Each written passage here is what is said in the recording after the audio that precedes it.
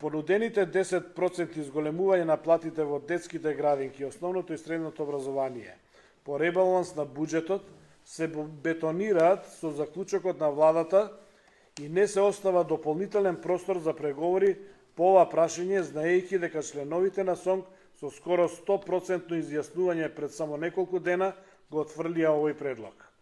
Исто така, овој процент на зголемување е дури и помал од предлогот на еден од синдикатите, кој што предлага и веројатно ќе успее во тоа, без ниту еден ден штрајк, да добие повисока понуда, односно 2800 денари линеарно.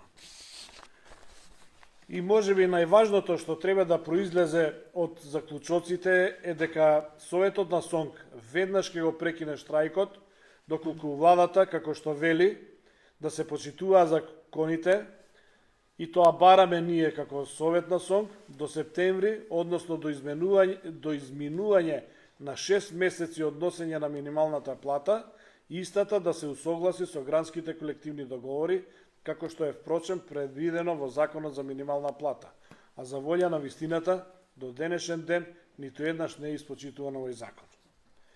Советот на СОНК бара интензивирање на преговорите во кои што ќе има конструктивни предлози и час поскоро ќе се усогласат ставовите со МОН и МТСП. Конечниот договор ќе се регулира со спогодба со кој што ќе бидат офатени сите точки од споменатите прашања меѓу двата социјални партнери.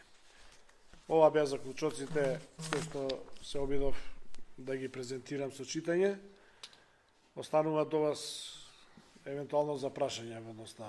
Ова значи дека штрајкот продолжува? Да, штрајкот ќе продолжи кога ќе се договориме ќе продолжи се до тогаш додека не се договориме со надлежните по спорните прашања и не потпишеме спогодба за истите.